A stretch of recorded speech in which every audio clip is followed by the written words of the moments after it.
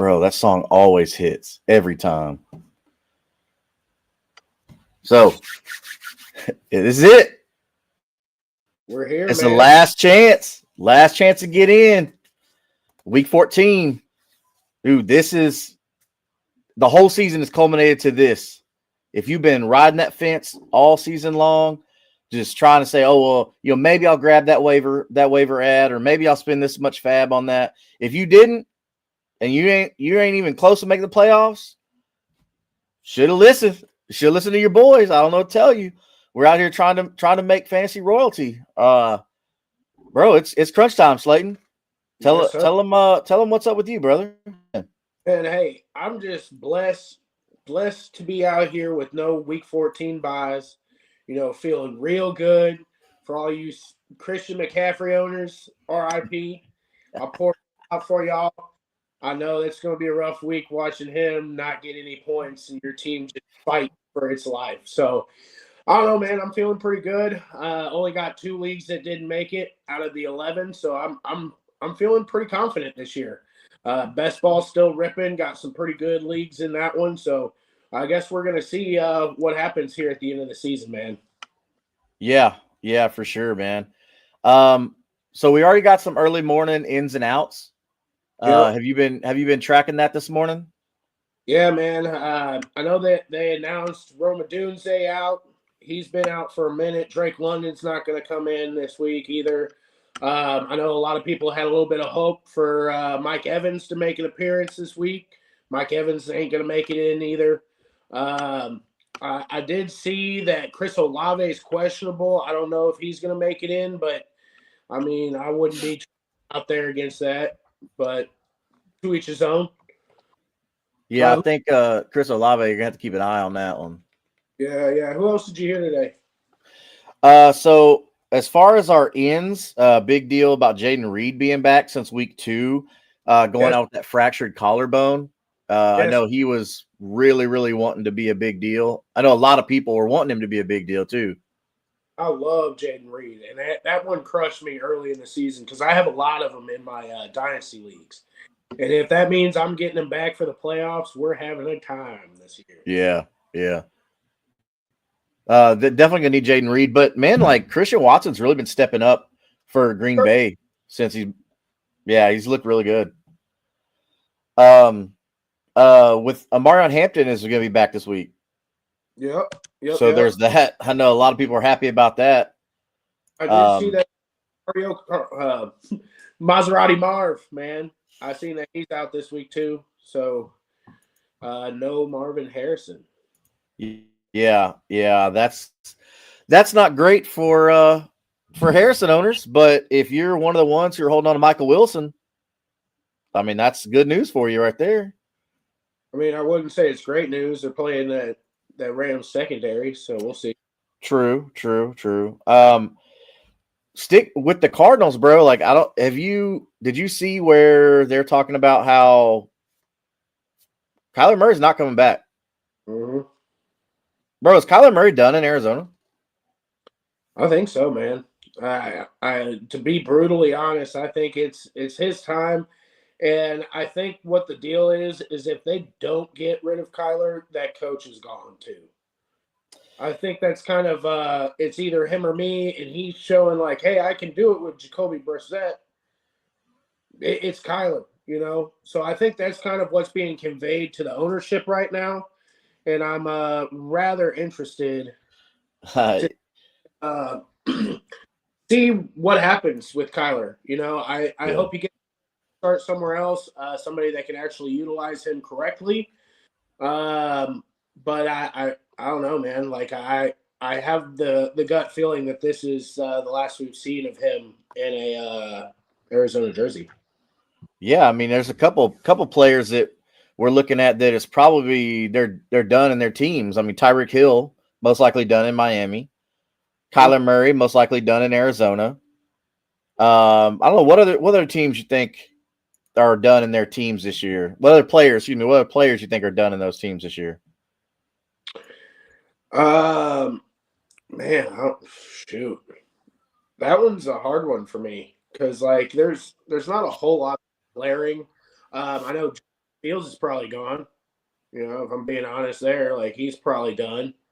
That's crazy because they were so happy about getting Justin Fields, and one that I'm interested in is Shador. I think that there's a good possibility that, they either get their shit together and kind of give him the nourishment that he deserves now to kind of like boost him up and see if they can run something with him, or, at least put him into a system that would, utilize him or at least give him the attention to try to succeed.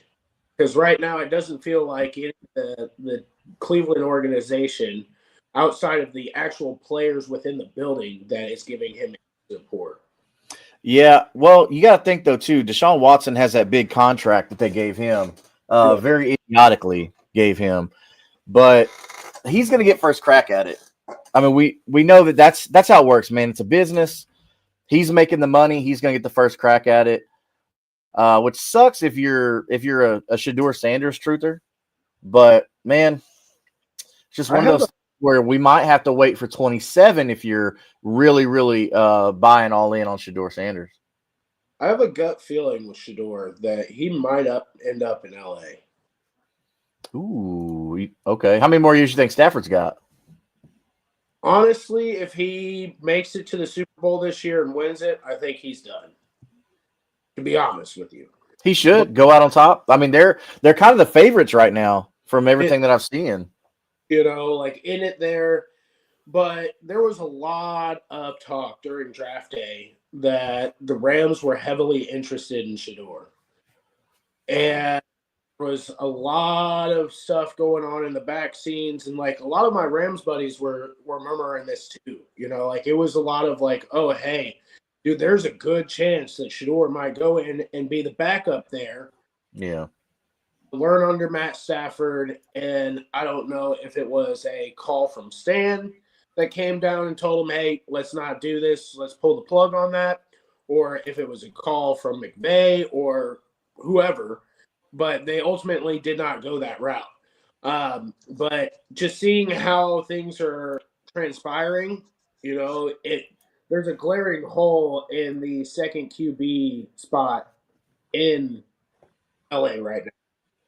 So, I mean, I could see where they could trade for him and, get him at a decent price and put him behind Matt Stafford if he chooses to stay for a year. I could see that ultimately happening, but at the same time, I don't know to what extent that they're going to try to prove this point with this kid.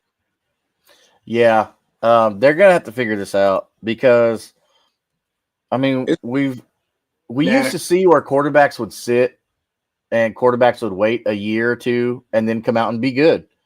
Yeah, but now it's like, man, all right, we're gonna draft you, and you're gonna be thrown to the fire day one. It's like, man, these kids, these kids can't do that. There's the NFL game. It's the best of the best in college are playing in the NFL. So it's not like you can go out and you can play at, some small school and be elite and then come out in the NFL and you think you're good. I mean, we saw that with so let's say like Adam Troutman. I don't know if a lot of people remember Adam Troutman. He played at a small school. I want to say it was Liberty. Is your Liberty or something like that? But a small school. And he was just a receiving machine at tight end. And then he gets drafted to the Saints, and now he's with the Broncos, and he's just forgotten. I mean, he gets a couple catches here and there, but it's like he was supposed to come out and be this amazing athletic tight end, and where you at now? I mean, so the league's tricky, man. So with these quarterbacks, it doesn't work out. Look at Trey Lance. Mm-hmm. Malik. Yeah, Malik Willis when he was supposed to be really good for the Titans, and that didn't work out. He went to Liberty as well. Yeah, there you go. Almost that entire draft class. Will Levis, the whole team Hmm. there was a lot of glaring holes in that one there. And it's just sad because like a lot of these guys come in there, they're highly touted, and they don't get any sort of support on the back end. And it's like, man, like these guys could be phenomenal, but nobody's taking the time. Like you draft these guys to be a piece, and then like there's no connection. There's no. It's all disconnected. Now I'm starting to see like a lot of these guys are stop trying to force the connection by drafting these guys. They're a lot of them are drafting like a quarterback and a wide receiver, kind of like how Cincy's done. Kind of like a couple of these different teams where they have a QB and a wide receiver that went to the same school Yeah, yeah, after separate years to have that built-in chemistry to make up that offense. right. And trying to like oh okay, we're just going to draft this random guy and hope that he fits into the organization, which is wild. But to each his own. It's just kind of And it crazy. doesn't help that they have coach turnover. Like, there's a reason why you're drafting a quarterback in the top 3 spots because your team sucked, and then Yeah. now you've got a new coach in, and then 2 years later he's gone because he couldn't win because you didn't do all the other things. I mean, yes, look, I get it. When there's a generational quarterback coming out, I get it. But if Yeah. it's just some run of the mill quarterback, don't waste the draft pick on that. Like, trade back and build where you need to build. Offensive line. How many teams are we seeing right now where their offensive line is horrible, but they have a good quarterback? I can give you 2 right now: the Jaguars and the Texans. Cincinnati Cincinnati, there you go. Ravens. And they Like even paid Joe Burrow. That's the thing. You're paying this man all this money, but you won't protect him. what about Pittsburgh? What about Chicago?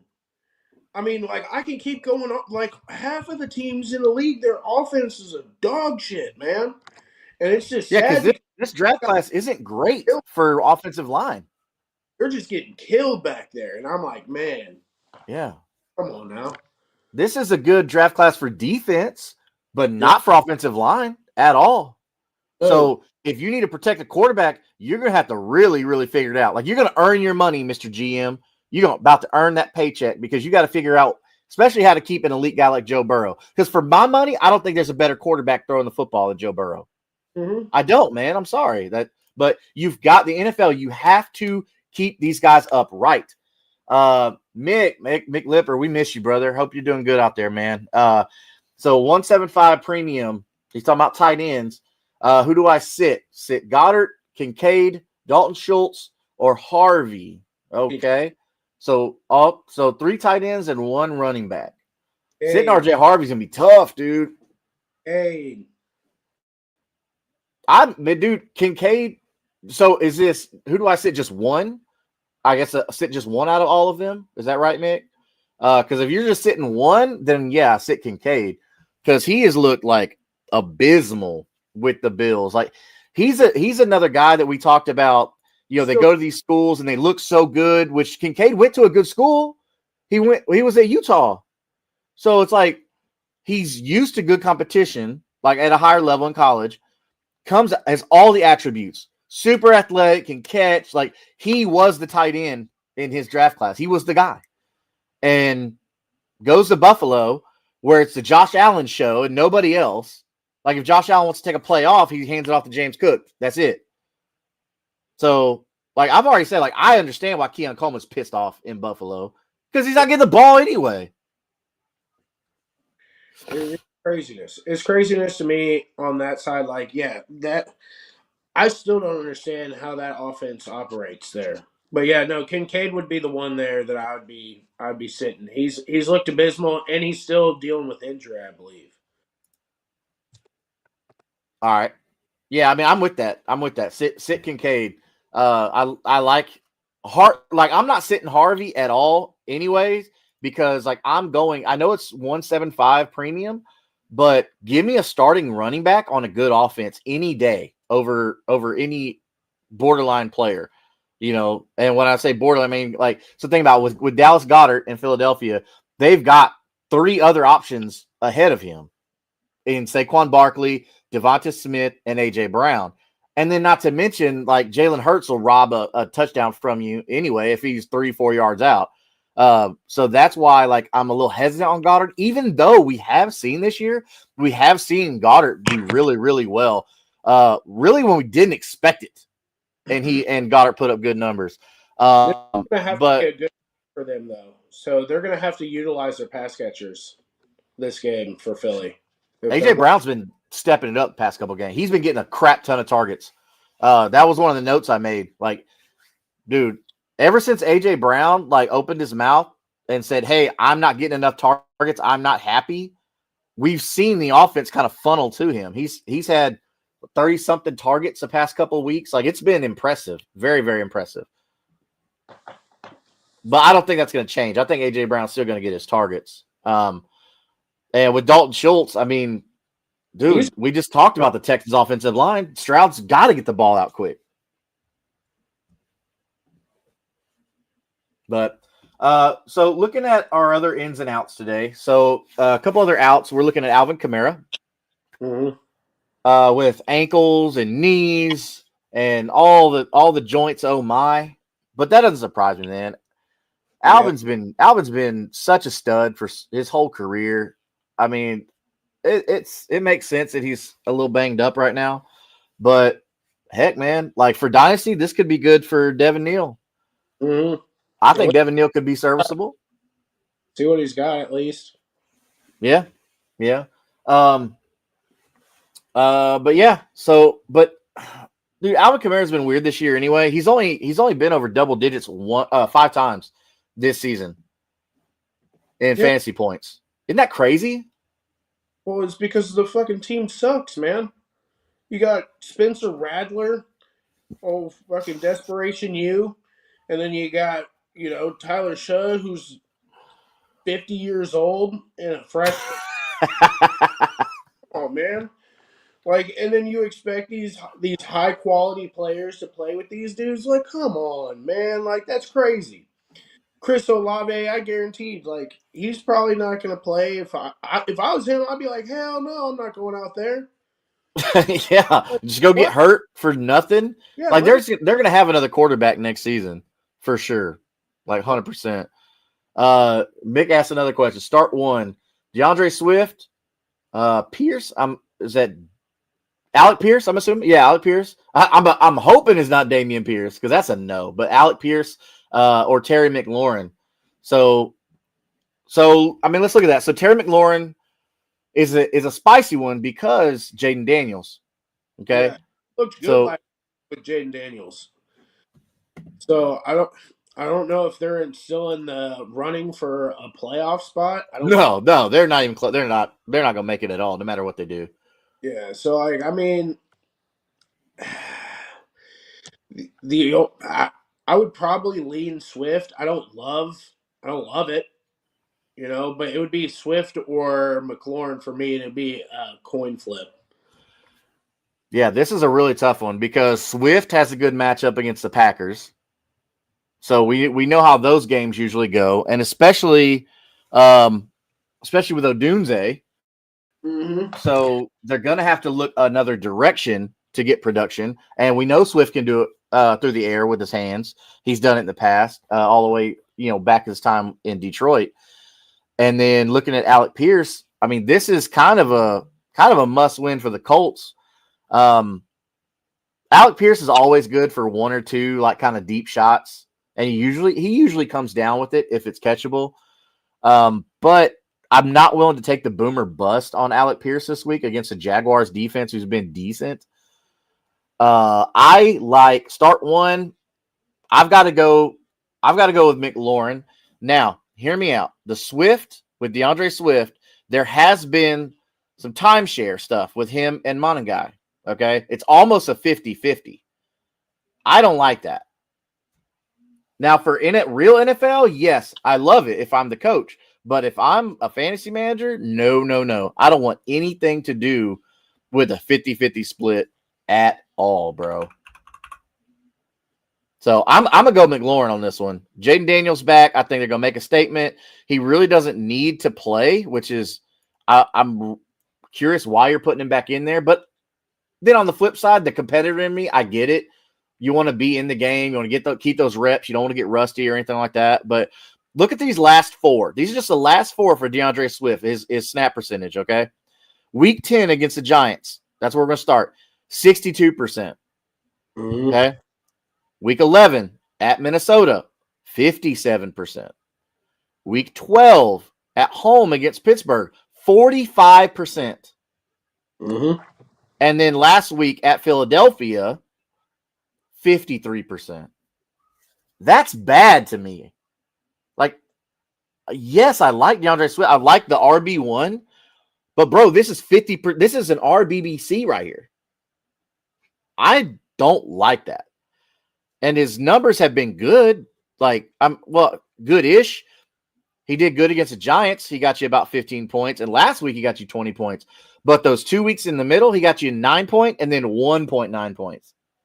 Mm-hmm. So as long as they're doing this, I can't be confident in DeAndre Swift as long as they're splitting almost 50% every game. That makes me really nervous, man. So me personally, I got to go Terry McLaurin on this one, Mick. I don't know, Slayton. What do you think, man? I'm still, yeah. I would be kind of a coin flip between him and Swift. I mean, Swift has more.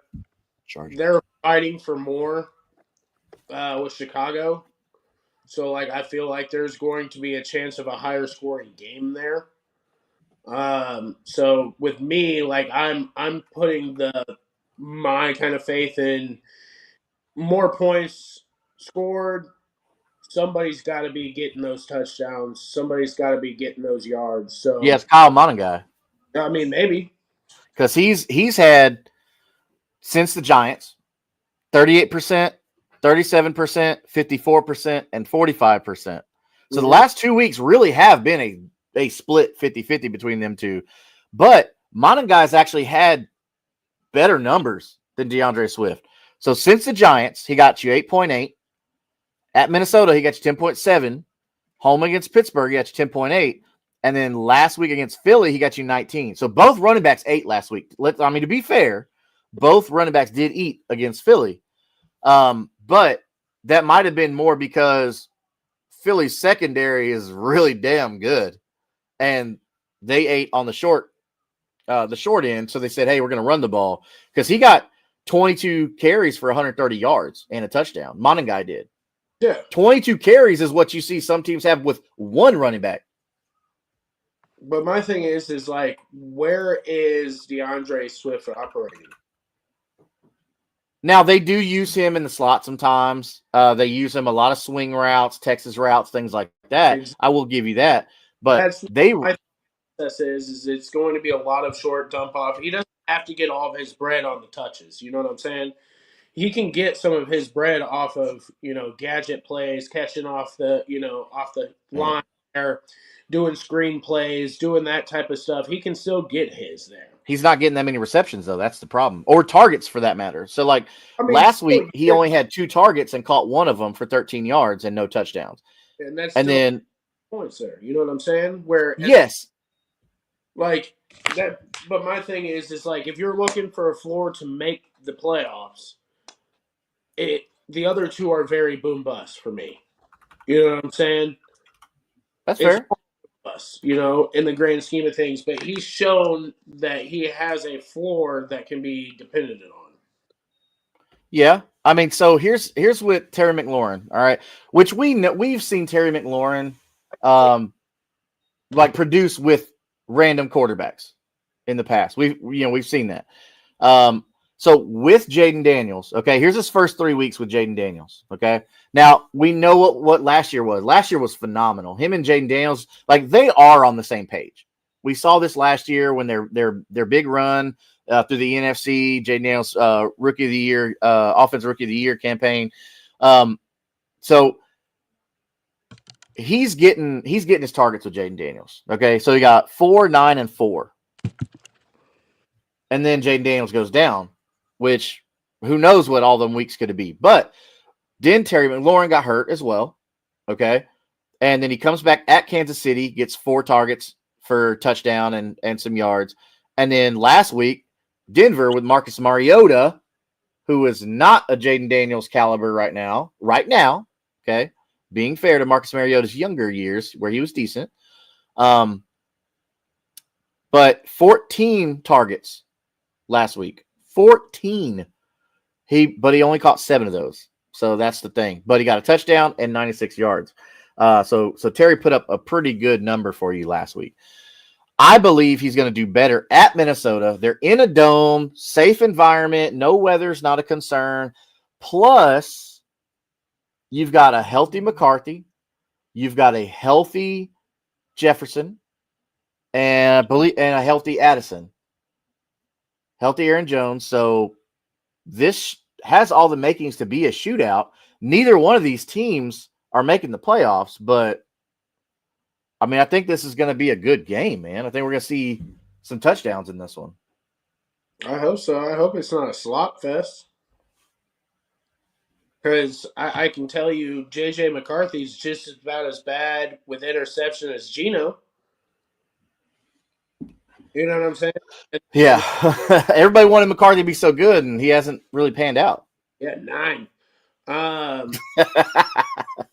Silly, dude. Silly. But no, like at the same token, I think a lot of those targets last week were forced because you don't have a quarterback that necessarily has the same paralysis. It's going to be a completely different operation as far as offense goes. I don't know how much they're going to try to put Jaden Daniels on the line. So that's my only caveat to this is like I don't think they're going to let him run and let him, take a whole bunch of hits. At least I hope so. It shouldn't. You're But right. at the same time, like I could see this being a slot fest, low scoring, and the running backs are the only ones eating in this. Like I don't know. This is kind of my. It feels like a weird game on script for me. Well, because if you're either one of these teams, you've got your quarterback right now. Like Washington knows they have Jaden Daniels. They know Jaden Daniels is good. My fear for Jaden Daniels, he becomes the next CJ Stroud. Comes out rookie of the year campaign, does all these great things, and then does nothing. And then next year does nothing. But for right now, Washington has their guy. They've got their franchise QB. Minnesota, right now, I guess they think they have their franchise QB. But I feel like they're starting to think like, maybe this kid isn't as good as we thought, but we'll see. Like I'm willing to wait and see for JJ McCarthy, which is something that we'll talk about once the fantasy season is over with, and we'll get into Dynasty. We'll start talking about some of these young guys to buy and all that stuff. Speaking of which, for Dynasty, if you're in the building, if you see at the bottom, we've got a free jersey giveaway going on right now. Once we hit 200 subscribers on this YouTube channel at Kingmaker Sports, I know we're coming to you on a couple of different channels right now with our brother channels throughout this AFC South show and Curtis Podcast Network. Once we hit 200 subscribers here on Kingmaker Sports on YouTube, we will be giving away a free jersey to one of you lucky viewers out here. Hopefully, you'll be wearing that free jersey and holding your league trophy with any of the help that we've tried to give you this year. So make sure that you go to Kingmaker Sports on YouTube to subscribe and enter for a chance to win that free jersey. So that way you can be looking fresh holding up that league trophy. Also, Kingmaker Sports is partnered with W Energy. W Energy is a powder style energy drink that you mix with water. It's usually just, bottle of water, 12 ounces of water, whatever like that. I, myself, personally, I like to use the blender bottle that they have on their website. Just makes it easy. Plus, I get to rep the brand. If you see at the top, use code Kingmaker. That's just code Kingmaker, nothing special. You get 10% off your entire order every time you order, not just one time, but every time. Go to w.gg. That's w.gg to order your tub. And man, I tell you right now, like I'm loving the Chainsaw Man, which is the blood orange one, and I'm loving the yuzu fruit, which is like a Japanese lemon essentially. I'm loving those two right now. But I'm a citrus guy. I don't know, what flavors do you like? Oh, I love the citrus as well. So that yuzu is awesome. Uh, really, really recommend it. Something a little bit cleaner than your normal energy drinks that you do be drinking out there. Doesn't give you all the bubble guts, any of that nasty after feeling. So definitely go check them out. Uh, scratch their back, we'll scratch your back on that. It's be a lot of fun to see the difference on that side, and just to step out of your comfort zone and try a powder versus what you are getting in these chemical makeups of a lot of these nasty energy drinks that are out there. Yeah, I was a big time Monster Energy guy, and then I shifted over to Bang, and then shifted over to C4. And man, honestly, I feel good when I drink this. Like I'm hydrating, like it's because I'm mixing it with water. It doesn't have a lot of fillers in it, so I feel good, man. So I mean, you can take my word for it if you want, but honestly, I would try it. I would try it. And but yeah, use that code Kingmaker for 10% off your order every time you visit. So back to it. We've got another one from Mick. Brother is on it this morning. He says, same thing, 175 tight end premium, start 2. Okay, so we got 2 options here. This is nice. So Aronde Gadsden, that's one of our favorites here on this show. Darren Waller, who's back this week, or was back last week. Woody Marks, Jaden Reed, who is back this week after being gone since week 2, and then Jaden Higgins, which is somebody else that we love on this show. So we're looking at, let's look at the matchups. As we always do, let's look at the matchups. First, let's look at Aronde Gadsden, okay? The Chargers are playing Monday night, so prime time, it's just them, all eyes on me. If you know that song, We Can Be Friends. Against the Eagles, though. But this Eagles team looks like a very beatable Eagles team this year. Mm-hmm. What's up with that? Y'all might know that reference too, and if you know that reference, then we can be friends as well. That's the Hurricane from WWE. I don't know if you viewers out there watch WWE or not, but what's up with that? But yeah, man, so Rondé Gaston playing against the Chargers. I mean, against the Eagles. Very good secondary Eagles. I mean, you think he's going to be able to find some room to work? Well, just like you were saying, their secondary is fantastic, but he works a lot over the middle and short distance. So maybe he can stick underneath the defense there and be able to do a little bit of work. And I know a couple of those wide receivers in that group is banged up. We are getting a Hampton back, so I don't know if that's going to affect some of those targets that Aronde was getting. It's out of the piles of turds you had there, Mick. I would think this was one of the shiniest that you got in that pile. The shy turd. I don't really trust Darren Waller because I don't really trust the Dolphins offense outside of Devon Achane. Absolutely not. Yeah, and he's him. Did you see his post that he put out there? He said he didn't need a gender reveal. They knew he was him. Woo! Dude, you got to love that big energy right there. I was like, all right, yo. Respect that. Man, you bring up a good point with the targets because Amaron Hampton is really good with through the air too. Because before he went out and got hurt, so here's his first 5 games of the season. Really, I mean, he's a rookie, so his first 5 games as an NFL player as targets. Now this is targets. Okay, he got 2 at home against Kansas City, 2 in Las Vegas. He got 7 at home against Denver, and he got 5 at New York, and then he got 6 at home against Washington. And he caught pretty much he catches everything he's thrown except for 1. He's got 2. He's got 2 passes that he dropped in his first 5 games, which is really good. He didn't get any receiving touchdowns, but the targets are really nice for Amaron Hampton. Oh, yeah. Now, on the flip side of that, Aronde Gadsden, he has actually been getting a lot of snap share. Okay. So yeah, he started the season off really, really slow, 20%, 40% in that range. But this is since Gadsden's breakout game in week 6 at Miami. Okay. This is after Hampton went down. Okay.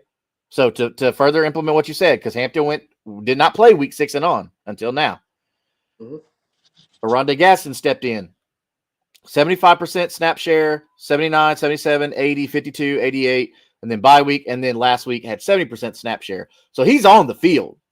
Mm-hmm. Like, homie is getting some looks, okay? Now, let's look at his targets. His targets are really, really nice.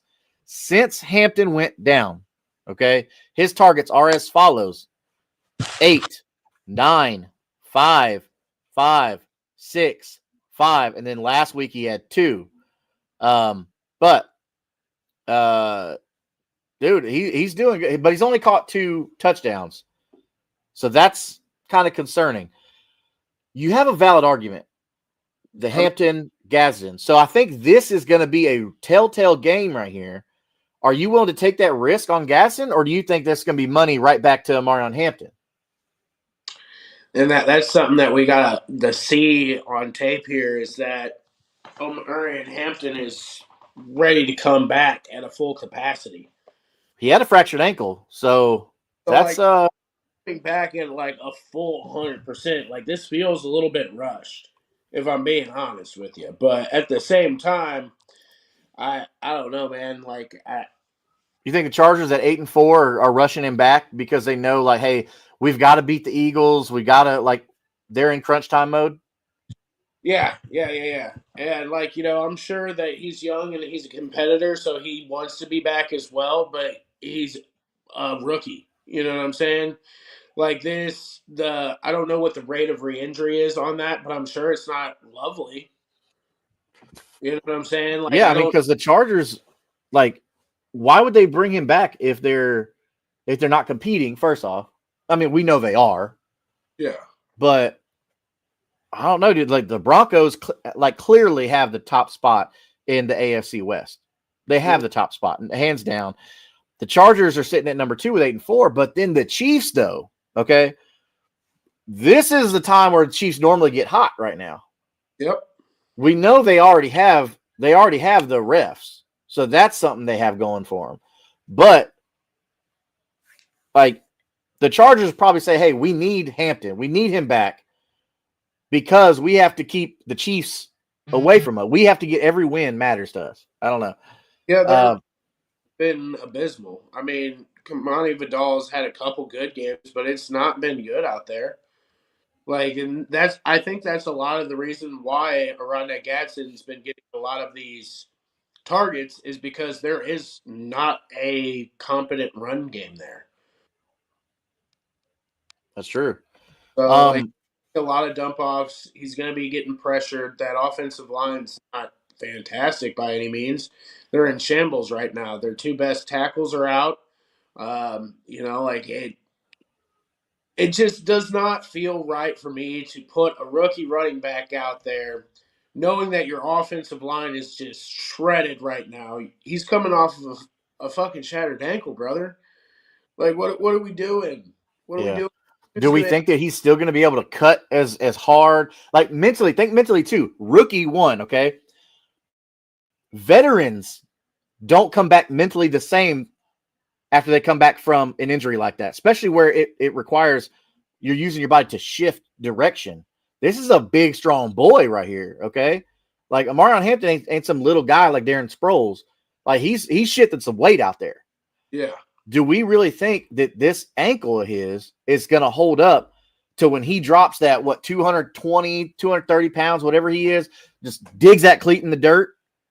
I mean, are we seriously going to think here? Like, look, I get cortisone shots are a real thing. But, like, do we really think he's not going to be like, oh, damn, oh, that hurt last time. Let me not do that hard. And then now it's like he's gone. Now he's not 100% right now.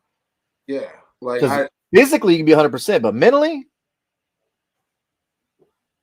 It doesn't make a whole lot of sense to me. But I mean, I'm not paid to make these decisions, so I guess. Uh, But to answer your question, Mick, I would probably go with Rondé and most likely Woody Marks. I don't have any faith in Waller whatsoever, and Jaden Higgins is going to have to, like, I don't know. They're playing the Chiefs there.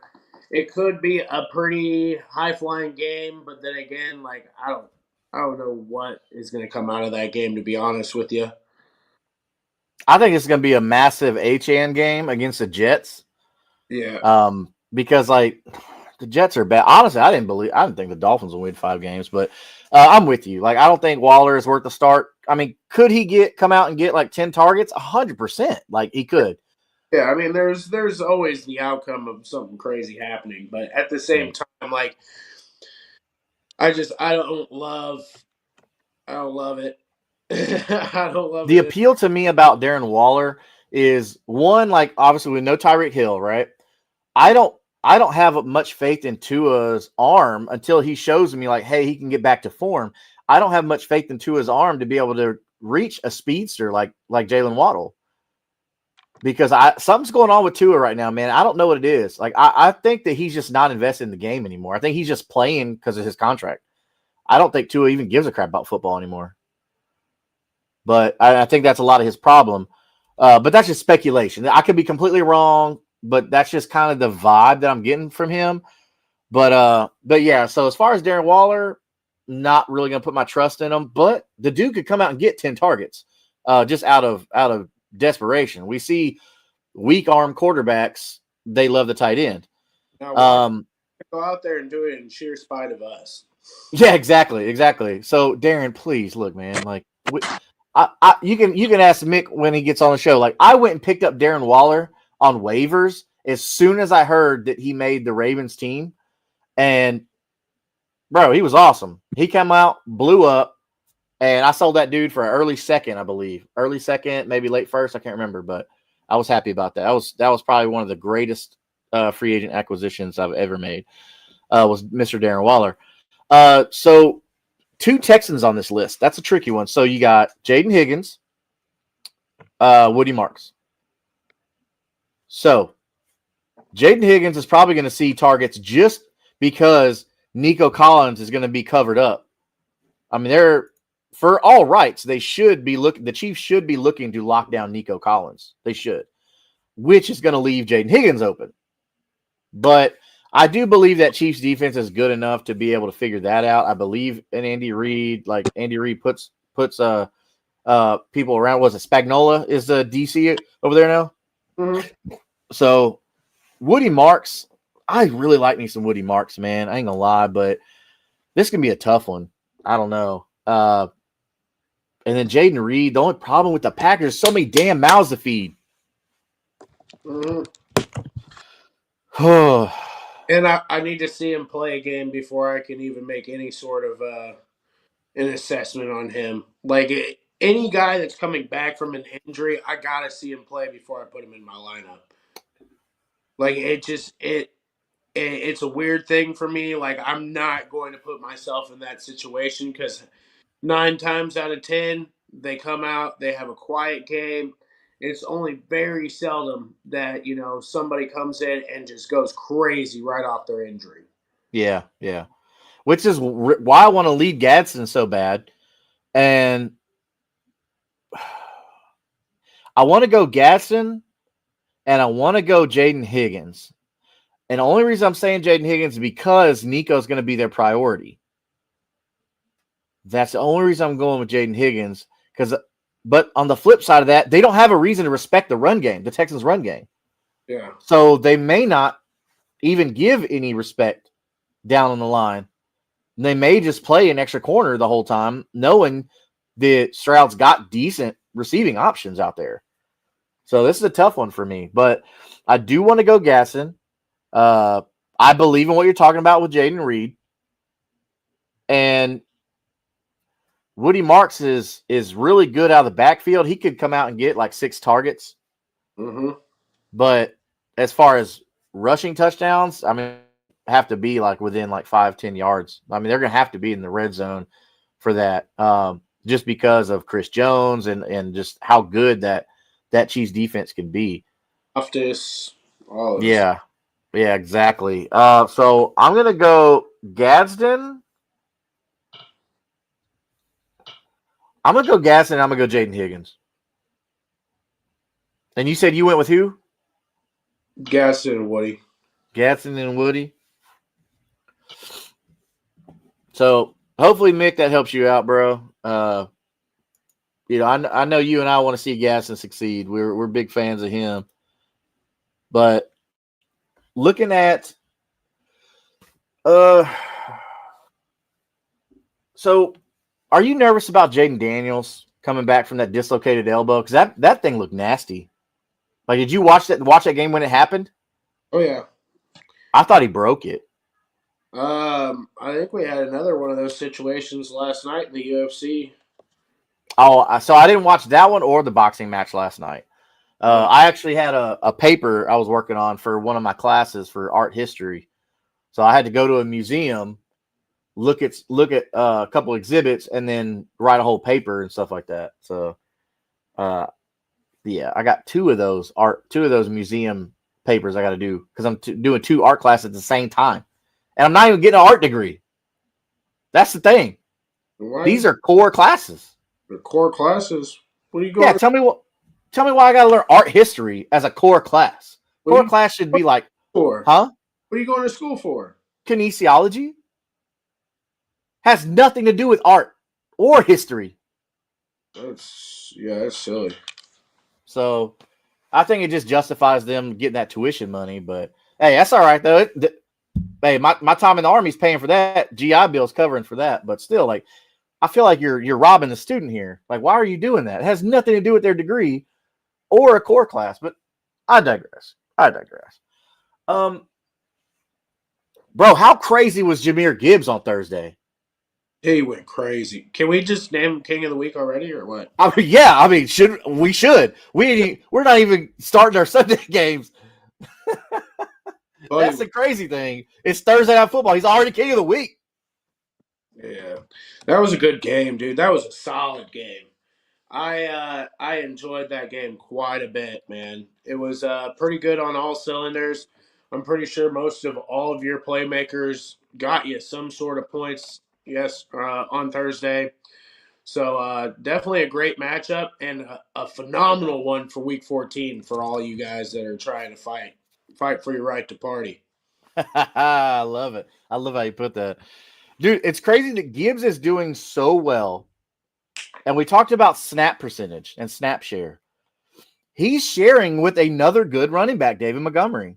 Mm-hmm. David Montgomery's getting about 30 to 40% of every game. Yeah. Every game. Yeah. And Gibbs is just that good that he can put up RB1 numbers with 70% snap share. Bruh. Oh, this is crazy. This is a duo they need to keep. I think MCDC needs to figure out a way to keep this kind of system going, to have Jahmyr Gibbs and then a complimentary like a David Montgomery. Because we understand, like, David Montgomery probably wants to go be a starter somewhere at some point when his contract expires. Now, he's older. It probably ain't going to happen.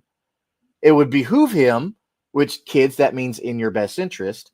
It would behoove him to stay with Detroit.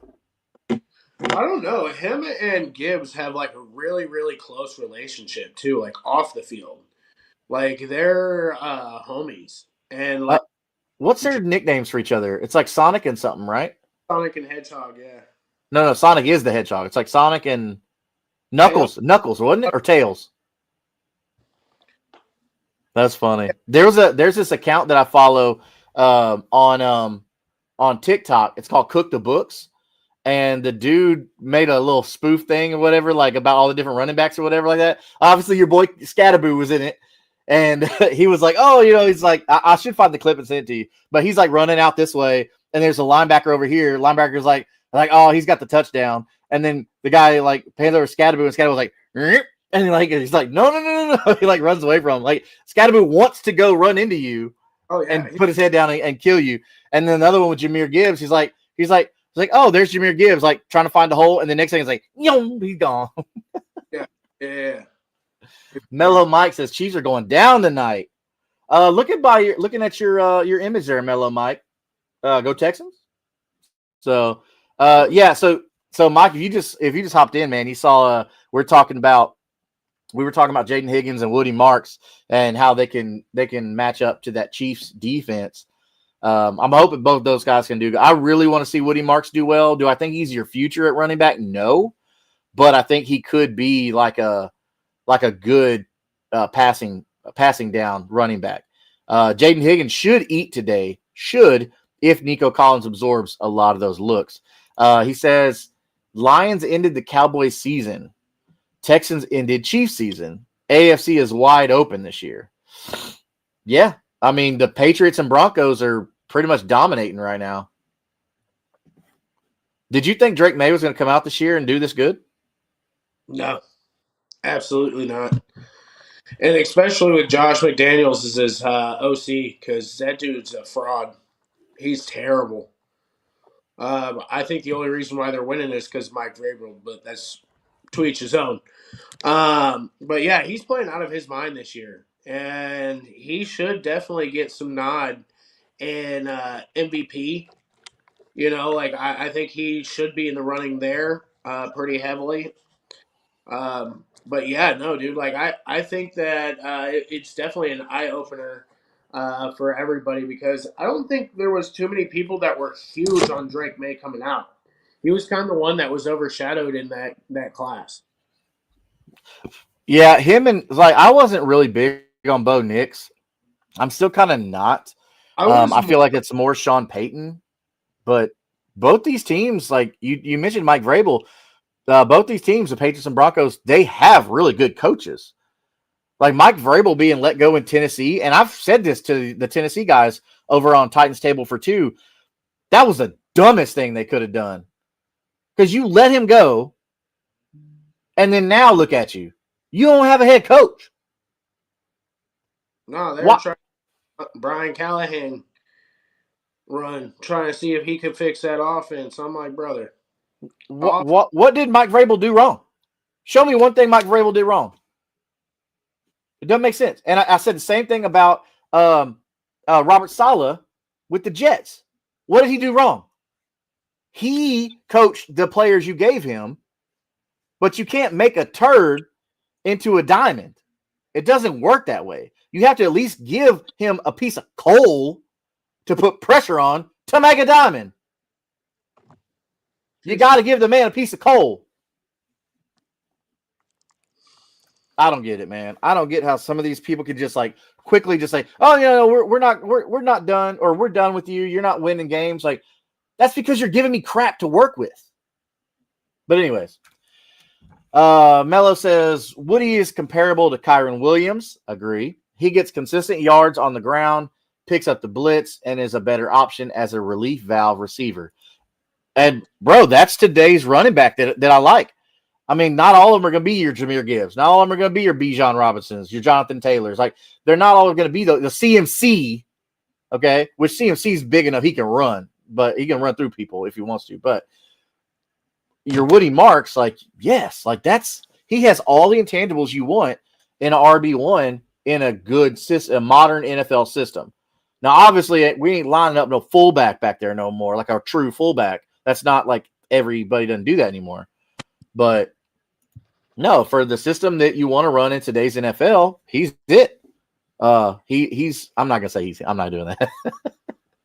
I was gonna say he's him, but no, I ain't doing that. But yeah, no, I agree with you on that one. So let's do a rundown real quick. Let's look at some matchups, and then we'll head out. I know a lot of people are really anxious to get their last get that last playoff push.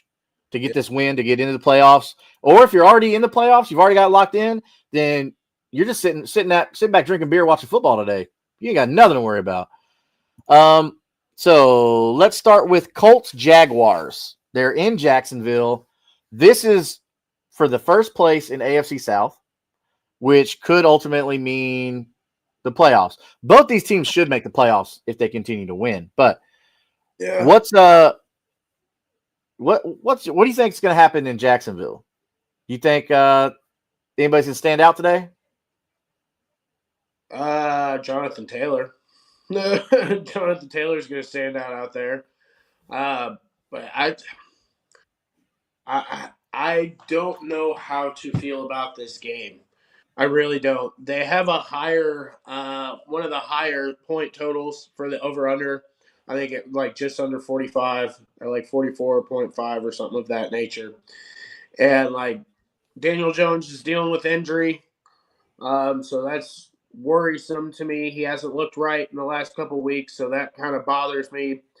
Jags, I don't know how they slop their wins, but somehow they keep slopping their way to wins.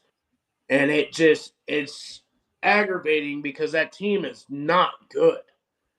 It's not good. So I don't know. Like I feel like both of these guys are fighting for the first team to be out of the playoffs.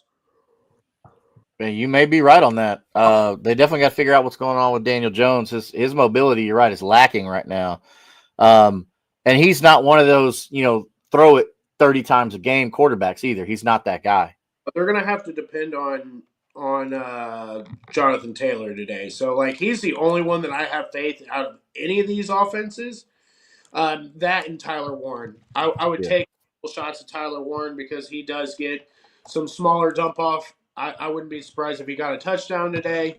But yeah, that's kind of where I'm at on that. Yeah, I'm with you, man. So this is kind of a weird game because I like Trevor Lawrence. I think Trevor Lawrence is a good quarterback. And I've said that plenty of times. Even on our guys Third and Teal, their show over there. Which, if you're a Jags fan, go check them out. Really great guys, real knowledgeable, exciting shows to watch too and listen to. But I was telling them about, I think Travis Etienne's a good running back. I think Trevor Lawrence is a good quarterback. But they got to put all the pieces together. Liam Cohen is starting to look like it's working out, like he knows what he's doing. And I think, hey, give him a little credit. But they're still missing a quality offensive line to be able to give Trevor Lawrence time. Now, we see now that Trevor Lawrence wasn't that generational guy that we all thought he was. I did too. Jesus, Yeah. everybody talking like he was the golden boy, that he was the golden goose for fucking ages, never lost a game since he was in Pee Wee football and all this storyline bullshit that they're trying to feed me. And I'm like, dude, like I don't see this guy that good. And like I was the first one to be like, man, like I hope this dude dives off a cliff when he gets to the NFL. Like I hope that it's a rough, and it's been every bit of that. And like it's the same thing. Like I'm so tired every year that there's this, generational quarterback. This dude's the next coming of Jesus. They did it with Caleb Williams. They did it with everybody, dude. And I'm just over it, man. These I'm kids, still not on the Caleb Williams train on that. it's I'm not. still not. It's not the same. And like they just need to stop putting so much pressure on these guys to be this spectacular, like one of a kind. Like Jaden Daniels, he got pushed a little bit there of like, is he going to be good? Is he not? So uh, Ezekiel or Ezequiel Ruiz says flex Monangai or Addison. Mungai. Addison's been terrible, dude. Yeah, so we were talking about the snap percentage, 50-50. I mean, Yeah, Mungai, he's going to have a higher floor for you, I believe. Granted, they are playing Green Bay, but it's a division game, and normally those division games get ugly. So you always have a higher scoring total there. I do believe that they're one of the higher scoring games totals that are out there this week. And then Addison, like I don't have any faith in JJ. Dude's been throwing like 2-3 interceptions a game. It feels like I'm just like, buddy, get on. Like this is terrible. They need to reevaluate something. Like Carter. yeah, I'm with you. Kyle Monangai is my pick here. Uh, man, so that's it. It's 12 o'clock. Kickoffs are upon us, and bro, when to get in some cases. Yes. So hopefully the three of us, I know this morning you're just seeing Slayton and I, but hopefully with Slayton, Big McLipper, and myself, hopefully we've been able to help you out this fantasy season. All right. We've talked about a lot of waiver wire ads. We've talked about a lot of guys, sleeper guys that you should stash. And those stashes usually have worked out. You stashed Travion Henderson, worked out pretty good for you. You drafted Tyler Warren late, worked out pretty good for you. So there's these little things like that that the three of us here on Kingmaker Sports really take pride in ourselves in doing, is being able to deep dive. Okay. It's real easy for a lot of shows to say, like, oh, start your Josh Allens this week. Yeah, no duh. But it's harder to put in the time to be able to watch the film, dive deep into this, into these stats, these storylines, snap percentages, all that stuff you hear us talk about on the show, to be able to give that to you.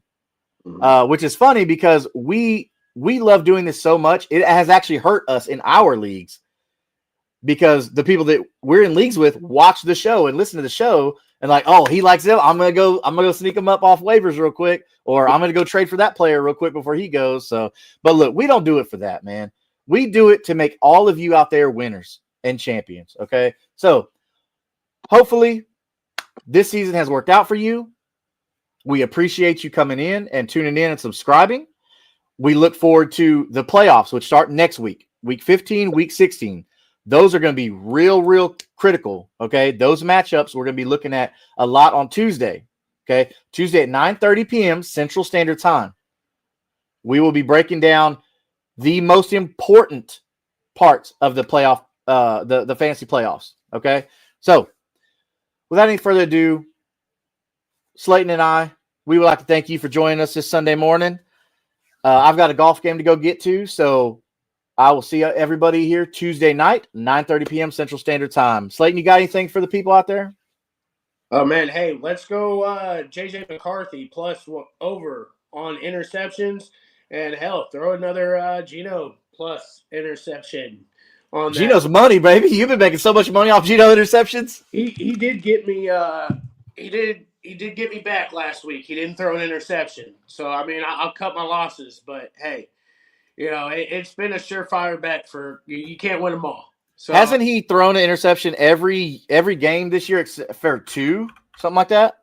There's only 2 games that he hasn't thrown an interception. I do. Yeah, so I say you're up all that. Yeah, and then J.J. McCarthy, same deal. So I mean, get those in, get your and I know with underdog right now, you can still bet on it even though the game has started. So let's ride.